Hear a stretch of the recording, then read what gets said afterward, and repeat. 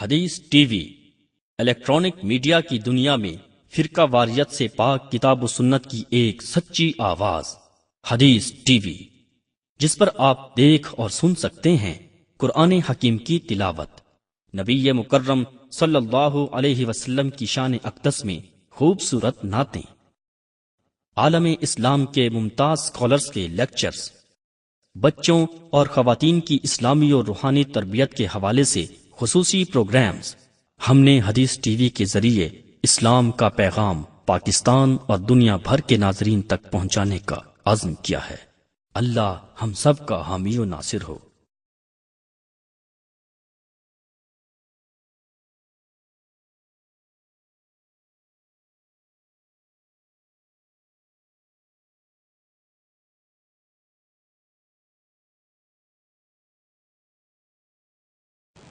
إن الحمد لله نحمده ونستعينه ونستغفره ونعوذ بالله من شرور أنفسنا ومن سيئات أعمالنا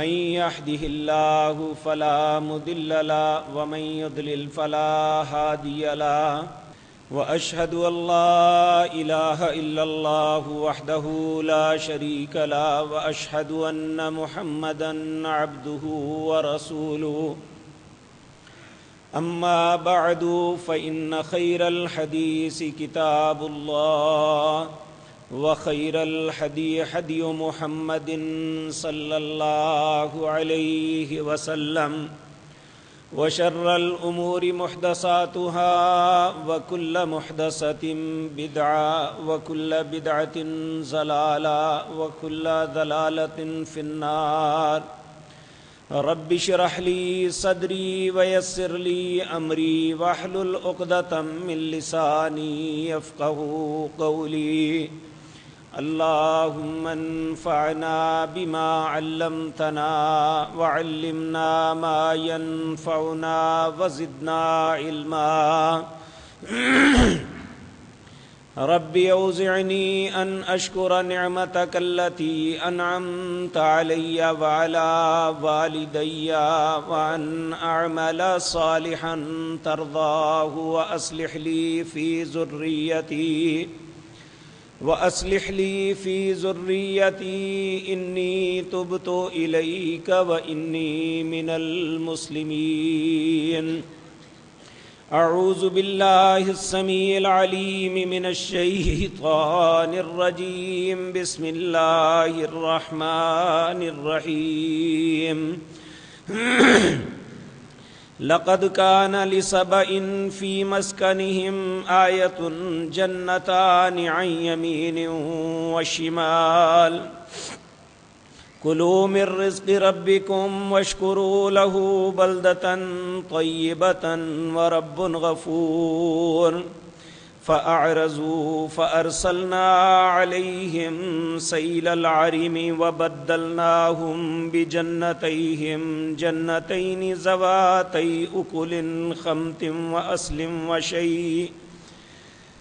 وأصل وشيء من صدر قليل ذلك جزيناهم بما كفروا وهل نجازي إلا الكفور وجعلنا بينهم وبين القرى التي باركنا فيها قرى ظاهرة وقدرنا فيها السير سيروا فيها ليالي وأياما آمنين فقالوا ربنا باعد بين أسفارنا وظلموا أنفسهم فجعلناهم أحاديث ومزقناهم كل ممزق إن في ذلك لآيات لكل صبار شكور وَلَقَدْ صَدَّقَ عَلَيْهِمْ إِبْلِيسُ ظَنَّهُ فَاتَّبَعُوهُ إِلَّا فَرِيقٌ مِّنَ الْمُؤْمِنِينَ۔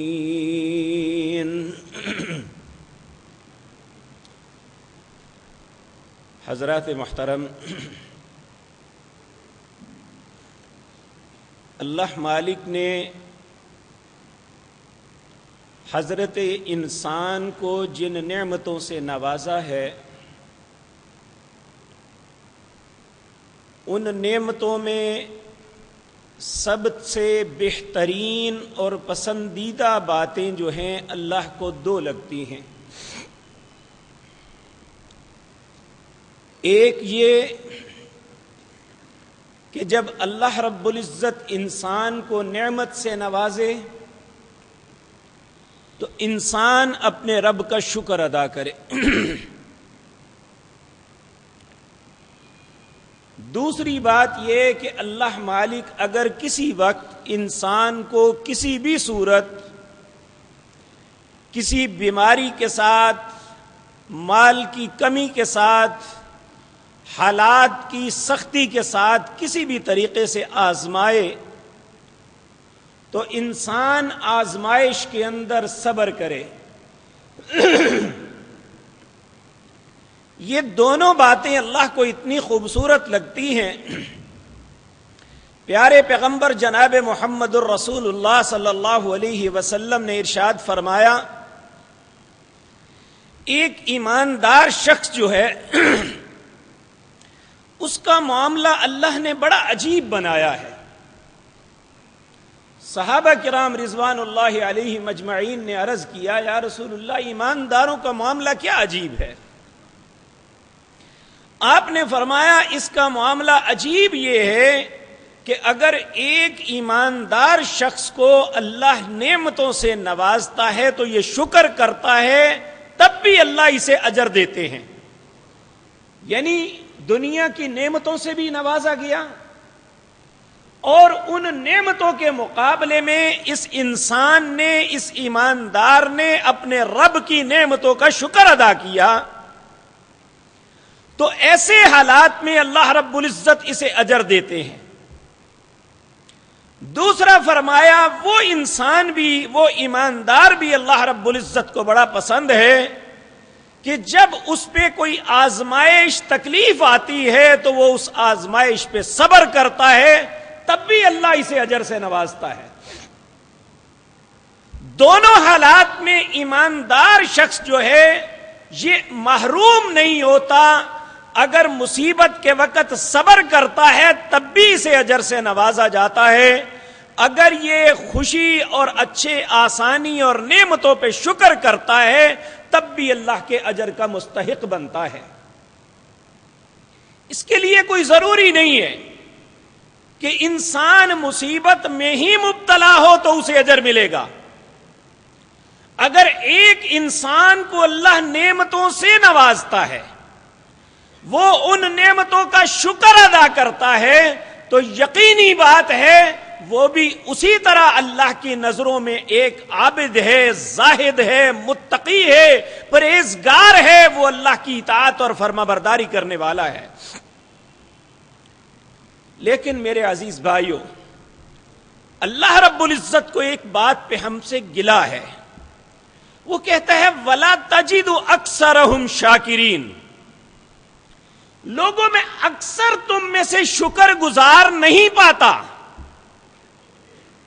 آپ دیکھیں اس کائنات کے اندر جب سے یہ دنیا بنی، جب تک دنیا رہے گی، پیارے پیغمبر جناب محمد الرسول اللہ صلی اللہ علیہ وسلم نے بھی فرمایا کہ اللہ رب العزت نے حضرت سلیمان علیہ السلام کو جتنی قوتوں سے نوازا، جتنی بڑی حکومت اللہ نے انہیں عطا کی اور جن فضیلتوں سے اللہ انہیں عطا کی، اور کسی کو ایسا نہیں ملا. یعنی وہ ایک نبی بھی تھے اور بادشاہ بھی تھے. صرف انسانوں پہ بادشاہت نہیں تھی، جنوں پہ بھی، انسانوں کے علاوہ جنوں کے اوپر، اس کے علاوہ جانوروں کے اوپر، حتیٰ کہ جنگلات تک ان کی حکومت جو ہے وہ ان کی رعایا بنتی تھی، اور ہر پرندے، چرندے، درندے کی زبان کی بولی وہ جانتے بھی تھے اور اسے سمجھا بھی سکتے تھے. جب یہ سب کچھ اللہ سے مانگا، اللہ نے یہ سارا کچھ انہیں عطا کر دیا، تو ایک ایماندار شخص جو ہے اس کی سوچ کیا ہوتی ہے؟ اللہ رب العزت کے سامنے التجا کرتے ہوئے کہتے ہیں ربی اوزعنی ان اشکر نعمتک التی انعمت علی وعلی والدی، اے میرے اللہ تو نے جو مجھ پہ نعمتیں کی ہیں اور جو تو نے میرے والدین کو نوازا تھا، یعنی داؤد علیہ السلام، اللہ نے انہیں بھی بادشاہت بھی دی اور نبوت بھی دی. کہا اے اللہ جن نعمتوں سے تو نے مجھے نوازا ہے اور میرے ماں باپ کو نوازا ہے، اب تو مجھے توفیق دے کہ میں تیرا شکر ادا کر سکوں. ربی اوزعنی ان اشکر نعمتک التی انعمت علی وعلی والدی. شکر کیسے ہوتا ہے کہ کہا وان اعمل صالحا ترضا، اے اللہ اب ایسے کام کرنے کی توفیق دینا جن سے تو راضی ہو جائے. یعنی انسان کے پاس جب نعمتیں آتی ہیں، جب مال و دولت سے نوازا جاتا ہے، جب طاقت و قوت عطا کی جاتی ہے، تو عموماً انسان اپنے آپ سے باہر ہو جاتا ہے. وہ اللہ کی شکر گزاری کے بجائے اللہ کی نافرمانی کی طرف چلا جاتا ہے. تو وہ ایماندار، وہ اللہ کے نبی، وہ ایک متقی اور پرہیزگار، ایک زاہد اور اللہ سے ڈرنے والے، اللہ کے عذابوں سے بچنے والے، ان کی سوچ یہ بنی کہ اللہ نے مجھے نوازا ہے تو اب کہیں نہ شکرا نہ بن جاؤں، اللہ مجھے شکر کی توفیق عطا فرما دے. پیارے پیغمبر جناب محمد الرسول اللہ صلی اللہ علیہ وسلم، آپ اپنی دعاؤں میں 3 باتوں کی اللہ سے التجا کیا کرتے ہیں. کیا؟ رب اجعلنی لک ذکارا لک شکارا لک رحابا، اے میرے اللہ تو مجھے توفیق دے کہ میں تیرا ذکر کر سکوں، تو مجھے اپنا بہت زیادہ شکر کرنے والا بنا دے، اے اللہ مجھے اپنی ذات سے ڈرنے والا بنا دے. یہ ایسی نعمتیں ہیں جس انسان کے اندر یہ جمع ہو جائیں، وہ انسان کامیاب ہو گیا، وہ فلاح پا گیا، وہ اللہ کا قریبی بن گیا، اللہ رب العزت کا پسندیدہ اور محبوب بن گیا. حقیقتاً یہی لوگ ہیں اللہ کے دوست، جو اللہ کا ذکر کرنے والے، اللہ کا شکر کرنے والے، اللہ سے ڈرنے والے ہوتے ہیں. اور اللہ رب العزت نے جس شخصیت کو سب سے زیادہ اپنی محبت سے نوازا، جس پاک پیغمبر کو اللہ نے سب سے زیادہ اپنا ڈر عطا کیا، اس کے باوجود وہ پھر بھی اللہ کے حضور التجائیں کرتے ہیں. رب اجعلنی لک شکارا لک ذکارا لک رحابا، اے میرے اللہ تو مجھے توفیق دے کہ میں تیرا ذکر کروں، تو مجھے توفیق دے کہ میں تیرا شکر کروں، تو مجھے توفیق دے کہ میں تجھ سے ڈرنے والا بن جاؤں. اور یہ بات ذہن میں رکھے کہ نہ اللہ کا ذکر اس کی توفیق کے بغیر ہوتا ہے، نہ اس کا شکر اس کی توفیق کے بغیر ہوتا ہے. یہ توفیق اللہ سے مانگنی چاہیے. سلیمان علیہ السلام نے بھی اللہ سے توفیق مانگی. ربی اوزعنی ان اشکر نعمتک التی انعمت علی وعلی والدی وان اعمل صالحا ترضاہ واصلح لی فی ذریتی. صرف اپنے لیے نہیں مانگا، اے اللہ تو نے مجھ پہ جو نعمتیں کی، جو تو نے میرے ماں باپ پر نعمتیں کی، اے اللہ مجھے توفیق دے، اوزعنی مجھے توفیق دے ان اشکرک، میں تیرا شکر ادا کروں. کیسے تیرا شکر ہوتا ہے؟ ان اعمل صالحا ترضا، میں ایسے نیک کام کروں جن سے تو راضی ہو جائے. واصلح لی فی ذریتی، اے میرے اللہ میں صرف اپنے لیے نہیں، میں تجھ سے یہ بھی مانگتا ہوں میری اولاد کی بھی تو اصلاح کرنا، انہیں بھی اچھا بنانا. واصلح لی فی ذریتی انی تبت الیک، اے اللہ میں تیرے حضور رجوع کرتا ہوں.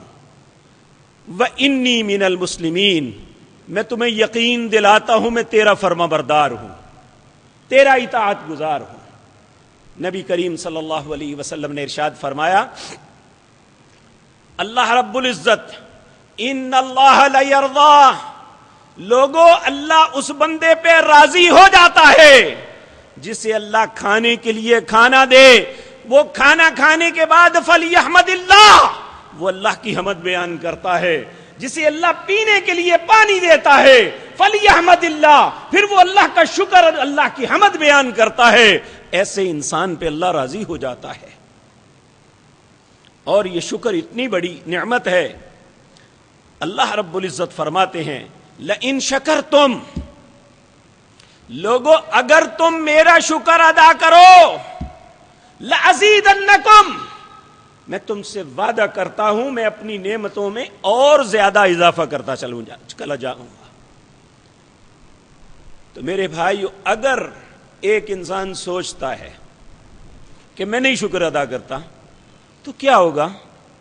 چلو ٹھیک ہے مجھے نعمت نہ ملے، یاد رکھیں محسن کا شکر نہ ادا کرنا یہ کفر ہوتا ہے، کہ انسان کو جس اللہ نے سب کچھ عطا کیا وہ اسی کی نافرمانی کرے۔ ایسے حالات میں قرآن عزیز سورت سبا 22واں پارہ اللہ رب العزت ایک قوم کا تذکرہ کرتے ہیں جو تہذیب و تمدن، یونان اور بابل و نینوا، روم، کیسر و کسرا اور مصر کے فرعین، یہ سارے کے سارے اس قوم کے مقابلے میں کوئی حیثیت نہیں رکھتے تھے۔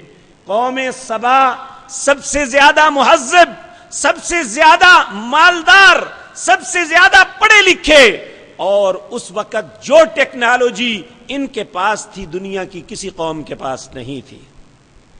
اللہ رب العزت فرماتے ہیں لقد کان لسبع فی مسکنہم آیۃ، لوگوں تمہارے لیے قوم سبا جو ہے اس کے مسکن، ان کے رہنوں کی جگہ جو ہے تمہارے لیے نشانی ہے، تم سوچ سکتے ہو، اس پہ غور کرو۔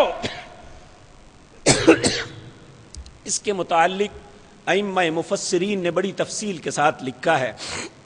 تاریخ عالم میں ان کے جو حالات ملتے ہیں وہ یہ ہیں، قوم سبا یہ یمن میں رہتے تھے، یمن سے لے کر شام تک، فلسطین تک، مصر تک، یہ ساری شہراء ایک تجارتی شہراء کہلاتی تھی، دنیا کا درمیان تھا۔ یہ دنیا کے جتنے بھی ممالک تھے، جتنے بھی لوگ تھے اس وقت کاروبار کے لیے، خرید و فروخت کے لیے، ان سب کی نظریں یہاں پہ ہوتی تھی۔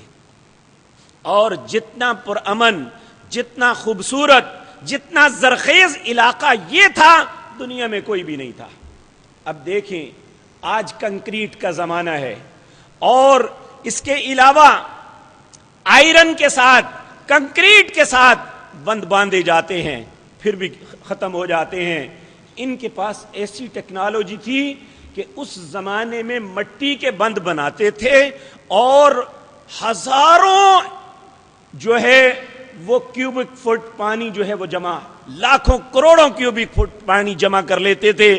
اور اس وقت آب رسانی کا نہری نظام جو انہوں نے بنایا ہوا تھا وہ دنیا آج بھی تصور نہیں کر سکتی۔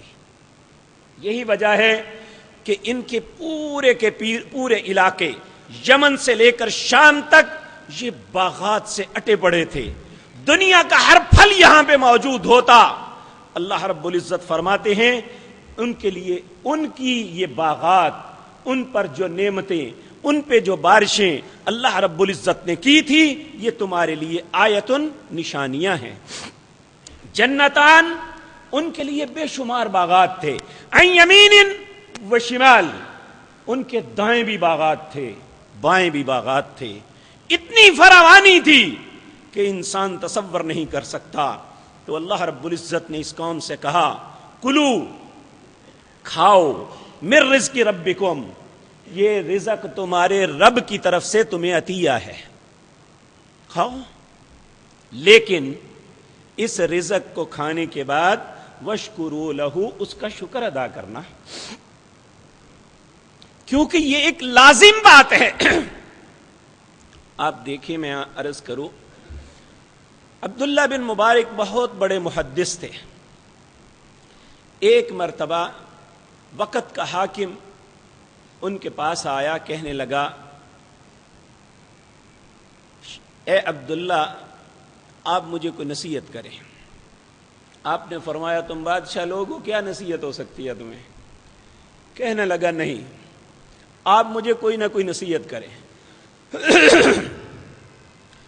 جب اصرار کیا تو کہنے لگے اچھا مجھے یہ بتاؤ، تم ایک جنگل میں اپنے کسی کام کے غرض گئے ہو، تمہارے ساتھی تم سے بچھڑ گئے اور تم ڈھونڈتے ڈھونڈتے پیاس کی شدت سے تمہارا حلق سوکھ چکا، تمہاری زندگی ختم ہونے کے قریب ہے، اور اچانک ایک شخص تمہارے سامنے پانی کا پیالہ لے کے آ جائے، بتاؤ اس پانی کے پیالے کی کیا قیمت دو گے؟ کہنے لگا میں آدھی سلطنت دے دوں گا، اسے کہوں گا پانی کا پیالہ دے دو، میں اپنی جان کو بچا لوں۔ کہنے لگے چلو ٹھیک ہو گیا۔ وہ پیالے کا پانی آپ نے پی لیا، اب وہ آپ کے پیٹ میں چلا گیا، اب وہ باہر نہیں نکل رہا، پیشاب کا رستہ بند ہو گیا، تکلیف کی شدت، اگر یہ پیشاب خارج نہ ہو تو تمہاری موت واقع ہو جائے، بتاؤ تم اپنے آپ کو صحت مند کرنے کے لیے اگر تمہیں کوئی کہے کہ میں تمہارا علاج کر سکتا ہوں تو کیا تم اسے دو گے؟ کہنے لگا میں باقی آدھی سلطنت بھی دے دوں گا اب میری جان بچ جائے۔ تو کہنے لگے اے بادشاہ تیرے لیے یہی نصیحت ہے کہ تیری پوری سلطنت کی قیمت ایک پانی کے پیالے کے برابر ہے۔ اور یاد رکھیں پیارے پیغمبر جناب محمد الرسول اللہ صلی اللہ علیہ وسلم نے بھی فرمایا جسے اللہ رب العزت نے 3 چیزیں دی، سر کے اوپر سایہ، وہ چھوٹا ہے یا بڑا گھر، یہ نہیں کہا ذل بارد، ٹھنڈا سایہ جسے مل گیا، رہنے کے لیے پرسکون جگہ مل گئی۔ دوسرا فرمایا جسے تازہ کھانا مل گیا، تیسرا فرمایا جسے ٹھنڈا پانی مل گیا۔ پھر اللہ پہ حق ہو جاتا ہے کہ اللہ اس سے پوچھے تو نے میرا شکر ادا کیا ہے یا نہیں کیا۔ اب مجھے بتائیں ہمارے معاشرے کے اندر غریب سے غریب انسان ہے، یہ تینوں چیزیں تو اس کے پاس بھی موجود ہیں، تو ہم میں سے تو بہت متوسط ایسے لوگ ہیں جنہیں بہت کچھ اللہ نے نوازا ہے۔ ہم تو 1 گھنٹہ پرانا روٹی پکی ہوئی اسے کھانا پسند نہیں کرتے، کہتے تازی لائیں، یعنی یہ کتنی بڑی نعمت۔ اسی طرح ایک اور واقعہ، پیارے پیغمبر صلی اللہ علیہ وسلم ایک دن آپ اپنے گھر سے نکلے، بڑی سخت دوپہر تھی۔ جن لوگوں نے مدینہ منورہ کی گرم دوپہروں کو دیکھا ہوا ہے انہیں علم ہوگا کہ ہم جیسا انسان جو ہے جوتے سے پاؤں نکال کے چند سیکنڈ زمین پہ نہیں لگا سکتا، اتنی شدید تپ جاتی ہے زمین۔ نبی صلی اللہ علیہ وسلم سخت دوپہر میں اپنے گھر سے نکلے ہوئے ہیں، گلی میں جا رہے ہیں تو ایک شخص اور اپنے گھر سے نکلتا ہے، دیکھتا ہے کوئی شخص جا رہے ہیں، ان کے دیکھ کے ان پہ پیچھے چل پڑتا ہے۔ نبی کریم صلی اللہ علیہ وسلم کو بھی احساس ہوتا ہے کہ پیچھے کوئی آ رہا ہے، پلٹ کے دیکھا تو پیچھے ابو بکر رضی اللہ تعالیٰ عنہ تشریف لا رہے تھے۔ پوچھا ابو بکر کس چیز نے نکالا ہے تمہیں اس وقت؟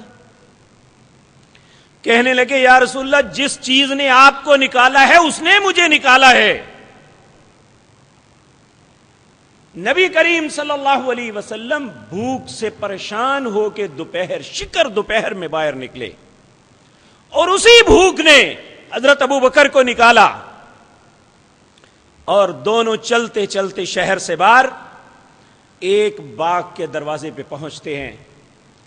یہ مدینہ منورہ کا ایک انصاری صحابی ابو الحیثم کا باغ ہے۔ آپ نے اس کے دروازے کو کھٹکھٹایا، ابو الہیثم تو گھر میں نہیں تھے. ان کی زوجہ نے پوچھا کون؟ نبی کریم صلی اللہ علیہ وسلم نے بتلایا تو کہنے لگی یا رسول اللہ آپ تشریف لائیں، بیٹھیں، ابو الہیثم پانی لینے گئی ہیں، ابھی آ جائیں گے. آپ نے فرمایا کوئی بات نہیں، ہم انتظار کرتے ہیں. تھوڑی دیر گزری، ابو الہیثم پانی کا مشکیزہ اٹھائے ہوئے آ رہے ہیں تو دیکھا میرے باغ کے دروازے پہ رسول اللہ صلی اللہ علیہ وسلم کھڑے ہوئے ہیں. اپنا مشکیزہ نیچے پھینک کے جا کے زور سے اپنے گلے کو پکڑ کے چمٹ گئے.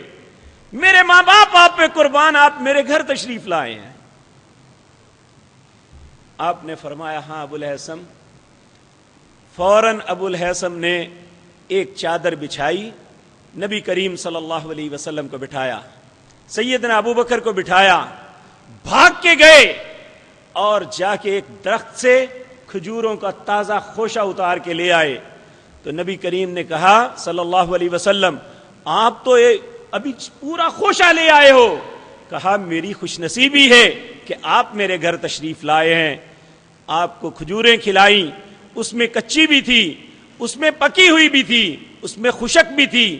آپ نے انہیں تناول فرمایا، آپ نے ٹھنڈا پانی پیا. اس نے گھر چھوٹا سا بکری کا بچہ تھا ذبح کیا، اپنی خاتون سے کہا اسے پکاؤ. نبی صلی اللہ علیہ وسلم نے اس کا گوشت تناول فرمایا. پھر سیدنا ابو بکر کو مخاطب ہو کے کہتے ہیں ابو بکر، جو اللہ رب العزت نے جو سورت تکاثر میں فرمایا ہے ثم لتسألن یومئذ عن النعیم، قیامت کے دن جو اللہ نے تمہیں نعمتیں دی ہیں ان کا سوال اللہ کرے گا. ابو بکر یہی وہ نعمتیں ہیں جو ابھی ہم نے تناول کی ہیں. میرے پیارے بھائیو ذرا سوچے، نبی کریم صلی اللہ علیہ وسلم تھے تو فاقے سے اٹھ کے آئے تھے، بھوک نے آپ کو ستایا تو آپ باہر نکل کے آئے، آپ نے وہ کھانا کھایا. تو ہم تو ایسے روزانہ 3 مرتبہ کھانے کھاتے ہیں. کیا ہمیں زندگی میں کبھی احساس ہوا کہ اللہ نے کتنی نعمتوں سے ہمیں نوازا ہے اور ہمیں اپنے رب کا شکر کیسے ادا کرنا چاہیے؟ ممکن ہے کسی بھائی کے ذہن میں یہ بات آئے کہ دیکھیں شکر نہ ادا کریں تو کیا ہوگا. تو اللہ رب العزت نے قوم سبا کے متعلق ہی فرمایا. اللہ رب العزت نے جب انہیں رزق سے نوازا، کلوا من رزق ربکم واشکروا لہ، اللہ نے جو رزق تمہیں دیا ہے وہ کھاؤ اور اللہ کا شکر ادا کرو. بلدۃ طیبہ، تمہیں اللہ نے اتنا پیارا شہر دیا ہے، تمہارے شہر کی خوبصورتیاں اتنی ہیں، یہاں امن و سکون اتنا ہے. ورب غفور، اور تمہارا رب بڑا مہربان ہے. اپنے رب کی مہربانیوں پہ اسے نظر انداز نہ کرنا. اللہ آگے کہتے ہیں فَأَعْرِضُوا، انہوں نے مجھ سے منہ پھیر لیا. نعمتیں میں نے دی، فَأَعْرِضُوا، مجھ سے ہی منہ پھیر لیا. فَأَرْسَلْنَا عَلَيْهِمْ سَيْلَ الْعَرَمِ، فَأَرْسَلْنَا عَلَيْهِمْ سَيْلَ الْعَرِمِ، وہ جو بہت بڑے بڑے ڈیم انہوں نے بنائے ہوئے تھے نا، جن کا پانی روکا ہوا تھا، جس سے نہریں نکال کے اپنی آب پاشی کا نظام چلاتے تھے، اللہ نے وہ سارے کے سارے ڈیم توڑ دیے. کہا مجھے نظر انداز کرتے ہو اور مجھے فراموش کر کے سمجھتے ہو تم زمین پہ آسانی سے اور آرام سے گزارا کر لو گے. اور یہ ہمیں نشانی بتائی کہ ان کی ٹیکنالوجی، ان کی وہی چیزیں جو انہوں نے اپنے تحفظ کے لیے، اپنے معاش کے لیے، اپنی ضرورت کے لیے، اپنے معاملات کے لیے بنائی تھی، تو فَآرِزُوا، سب کچھ بنا کے بھول گئے کہ دینے والا تو کوئی اور ہے.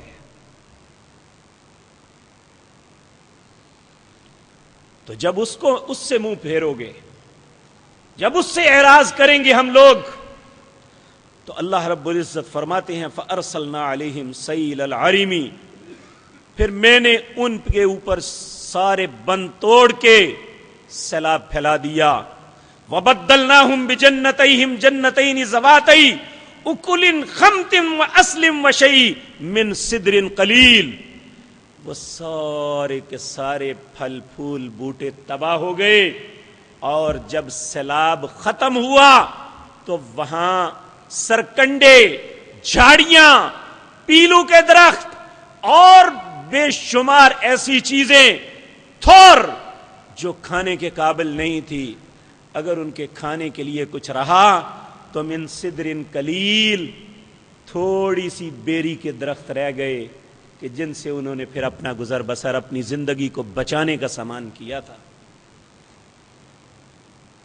تو انسان کو کبھی اس بات پہ لاپرواہ نہیں ہونا چاہیے کہ میری راس مضبوط ہے، میرے کاروبار بڑے سٹرانگ ہیں، میرے معاملات بڑے خوبصورت چل رہے ہیں، مجھے کس بات کی پرواہ ہے. وہ مالک بڑا بے نیاز ہے. جتنی نعمتوں سے اللہ نوازے اتنا ہی اس کا شکر ادا کرنا چاہیے. اور اس کا قانون اور اصول یہ ہے لئن شکرتم لازیدنکم، اگر شکر کرو گے تو اور دوں گا.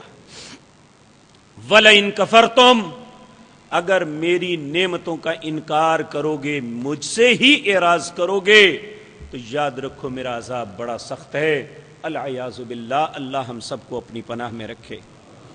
اللہ رب العزت فرماتے ہیں ذالک جزیناہم بما کفروا، لوگوں یہ بدلہ ہے ان کا جنہوں نے میرے حکموں کا انکار کر دیا. وَهَلْ نُجَازِي إِلَّا الْكُفُورَ، اللہ پوچھتے ہیں مجھے بتاؤ جو ناشکرا ہو جائے اس کا بدلہ اس کے علاوہ کیا ہو سکتا ہے؟ وَهَلْ نُجَازِي، کیا بدلہ ہو سکتا ہے؟ الا الکفور، جو ناشکرا ہو جائے. اللہ خود سوال کرتے ہیں وَهَلْ نُجَازِي إِلَّا الْكُفُورَ، بتاؤ جو انسان ناشکرا ہو جائے، جو قوم ناشکری ہو جائے، اس کا اس کے علاوہ کیا بدلہ ہو سکتا ہے؟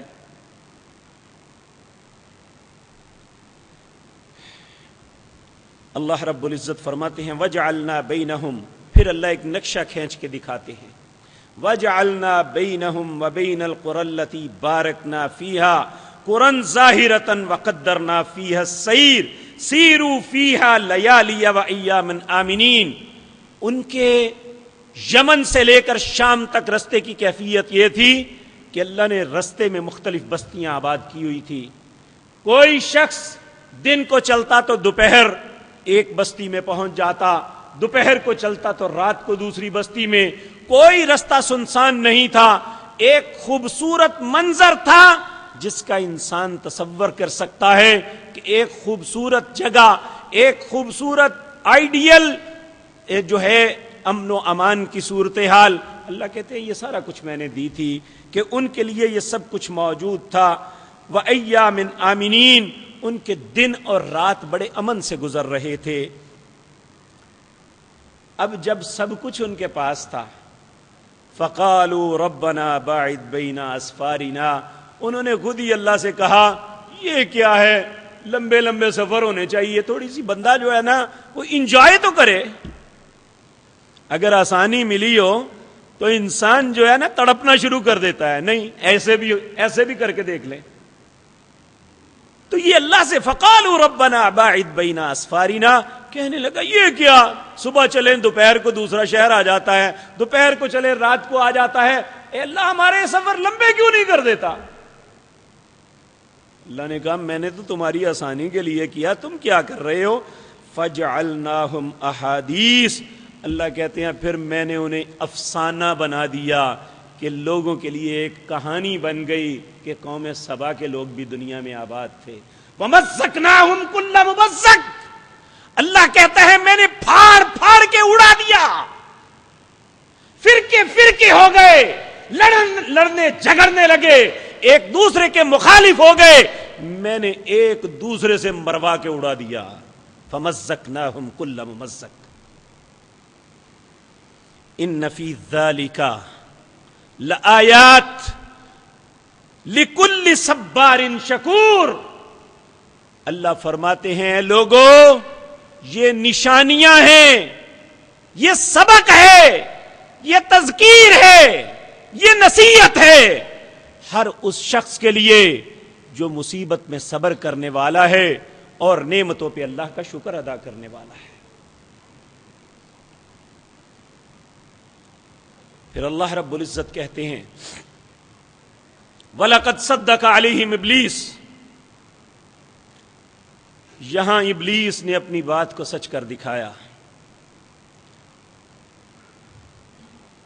ظنه فاتبعوه کہ اس نے کہا تھا کہ اللہ کہ تو اکثر کو دیکھے گا، وَلَا تَجِدُ أَكْثَرَهُمْ شَاكِرِينَ، تو اکثر کو شکر گزار نہیں پائے گا.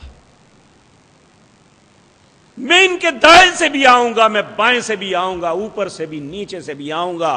اے اللہ تو اپنے بندوں میں سے اکثر کو نہ شکرا پائے گا، شکر گزار نہیں پائے گا. اللہ کہتے ہیں یہاں وَلَقَدْ صَدَّقَ عَلَيْهِمْ إِبْلِيسُ، میں نے اتنی نعمتوں سے نوازا. یہاں ابلیس نے اپنی بات کو سچ کر دکھایا. إِلَّا فَرِيقٌ مِّنَ الْمُؤْمِنِينَ، چند ایماندار تھے، اس کے علاوہ ساری کی ساری قوم خباستوں میں ڈوب گئی.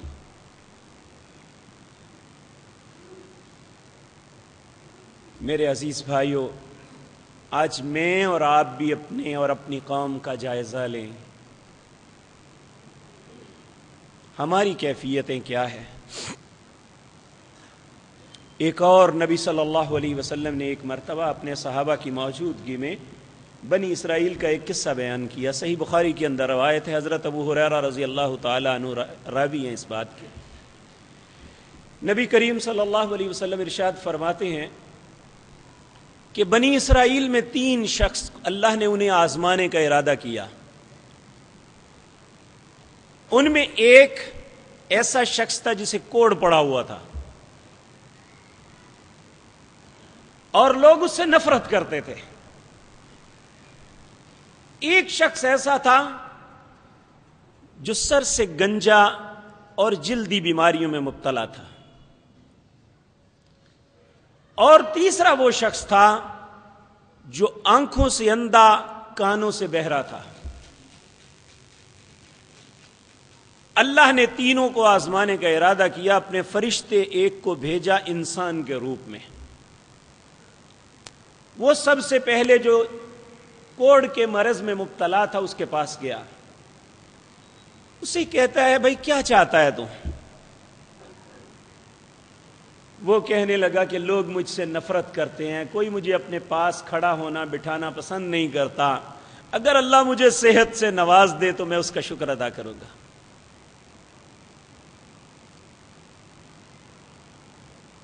اس فرشتے نے اللہ کے حکم سے ہاتھ پھیرا، اللہ نے اس کے کوڑ کے مرض کو ٹھیک کر دیا.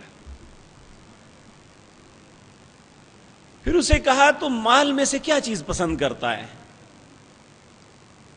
کہنے لگا اگر ایک اونٹ مادہ اونٹنی ہو جائے تو میری زندگی بدل جائے، میرا گزارا ہو جائے. اس فرشتے نے اللہ کے حکم کے مطابق ایسی اونٹنی دی جس کے پیٹ میں بچہ بھی تھا. اس کے بعد پھر دوسرے کے پاس گیا جو سر سے گنجا اور جلدی بیماریوں میں مبتلا تھا. اسے کہا کہ بھائی تو اللہ سے کچھ مانگنا چاہتا ہے؟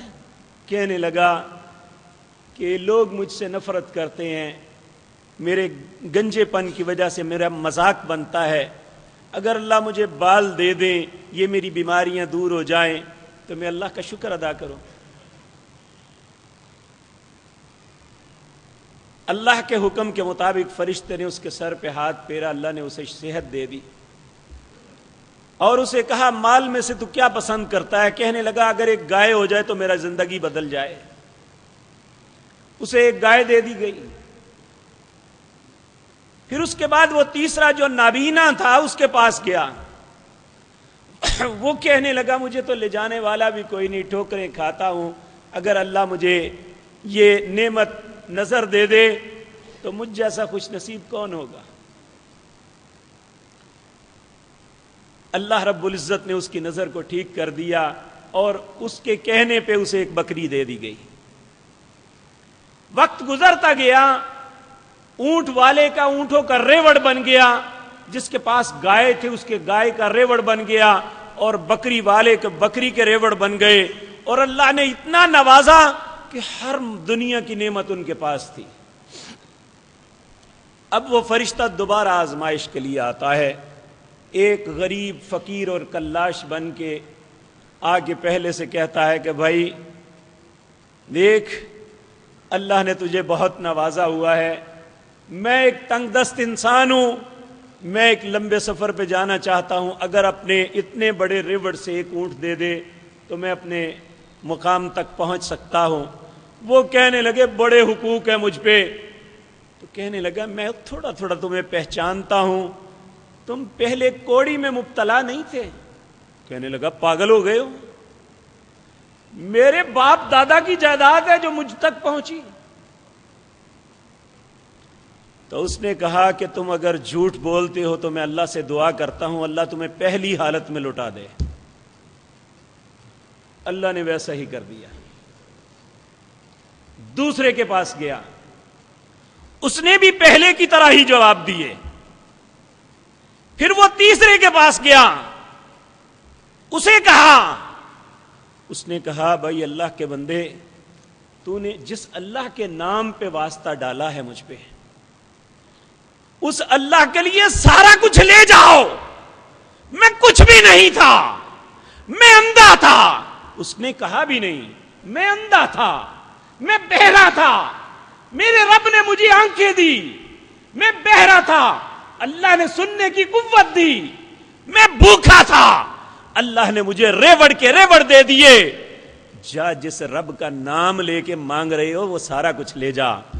وہ کہنے لگا مجھے کچھ نہیں چاہیے، میرے رب نے تمہاری آزمائش پہ ڈالا تھا، تو کامیاب ہو گیا، تیرا رب تجھ پہ خوش، اور تیری نعمتیں لازوال ہمیشہ تیرے پاس رہیں گی.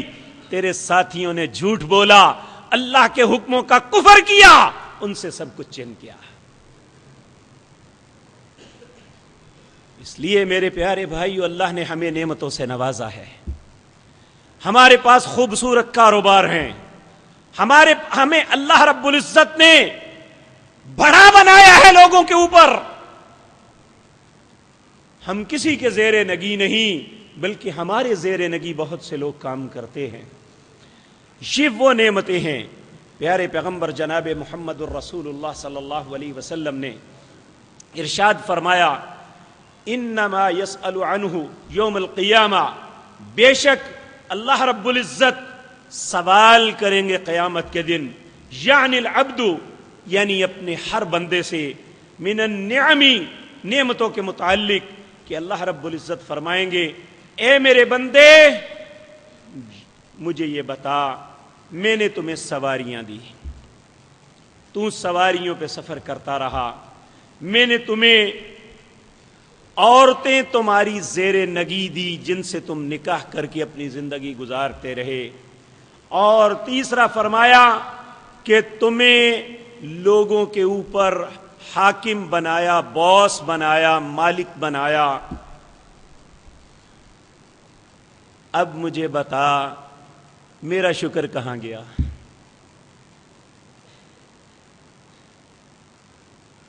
سواری بھی دے دی،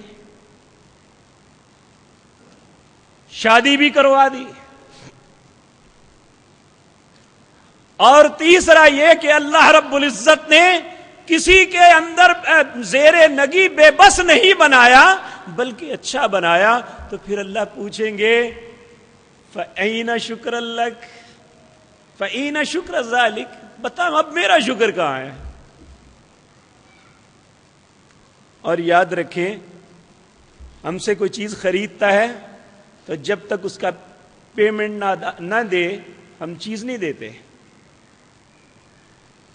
تو اللہ تو سب کچھ شکر کے بدلے دے رہا ہے. اب سوال یہ پیدا ہوتا ہے کہ شکر کیسے کیا جائے. امام ابن قیم رحمت اللہ علیہ اس بات کی وضاحت کرتے ہیں کہ شکر کی 3 قسمیں ہیں. تینوں کو ادا کرنا لازم ہے.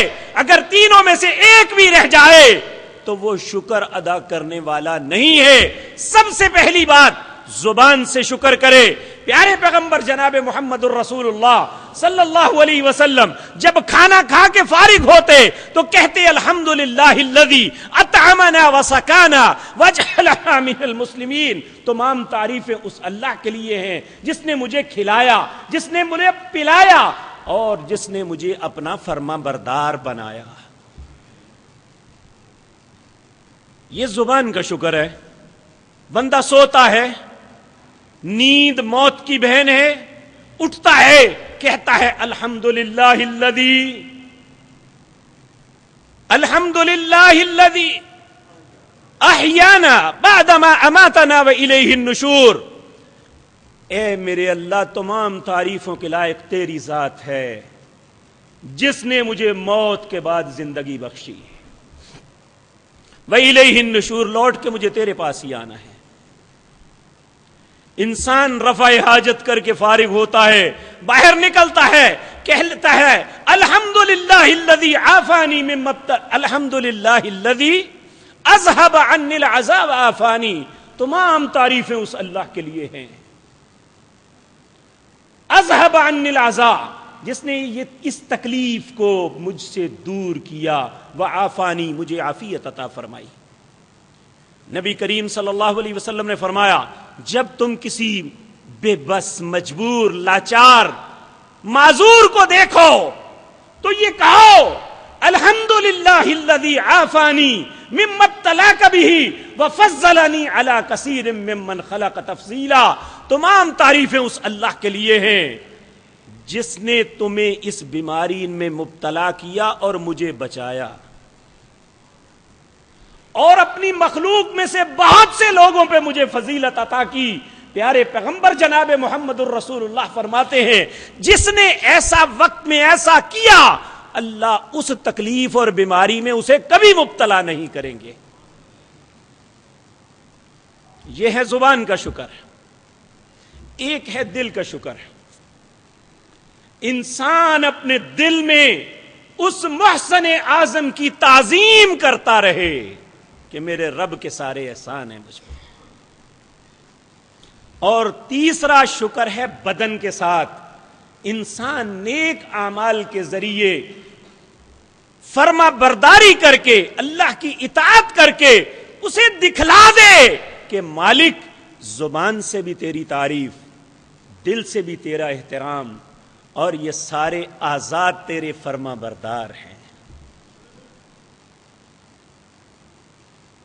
اور یقین مانیے, انڈرسٹوڈ بات ہے, لکھ لیں, شکر کرنے والے کو اللہ کسی آزمائش میں مبتلا نہیں کرتے.